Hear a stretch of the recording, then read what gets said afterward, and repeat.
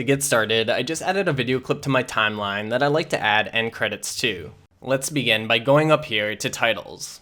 Then from the side menu, select End Credits. Over here, you can double-click any of the credits you want to see a preview of your selection.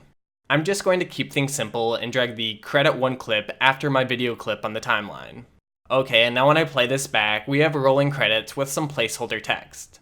Now, double-click your credit clip on the timeline to open up its settings.